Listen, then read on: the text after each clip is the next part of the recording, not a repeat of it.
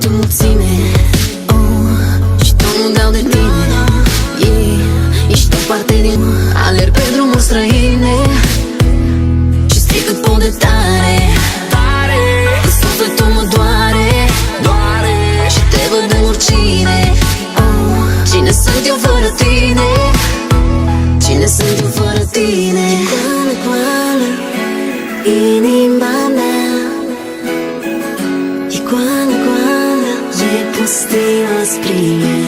Știi că eu te caut mereu, minutele din viața mea se scurg, dar poate într-o zi, într-o poză vom zâmbi.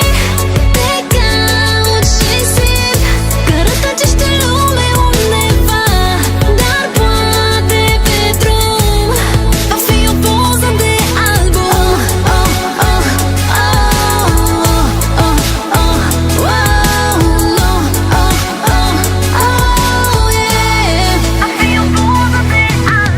Era puștan, avea cam 20 de ani. Problemele începeau să apară, vârsta să cam ceară bani. Mama, bolnavă vânzătoare, avea și facultate. Tata, taximetrist bătrân, ciubucar cu acte. Zilele trec rapid, iar filele zboară din calendar. Banii dispar din buzunar și apar atât de rar. Clar, deja-i bărbat, am pachetat și s-a mutat într-o chirie.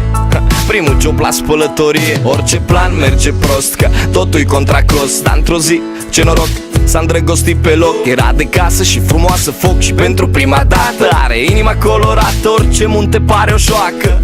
Avea o viață ca în filme după un timp. Afaceri, bani, mașini, se părea că au reușit. Fericirea la ușă, insista ca niciodată. Ea însărcinată, el urma să fie tată.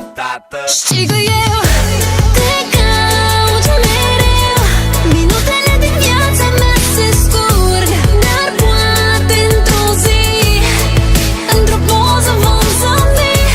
Te caut și simt că rătăcești în lume undeva, dar poate pe drum va fi o poză de album.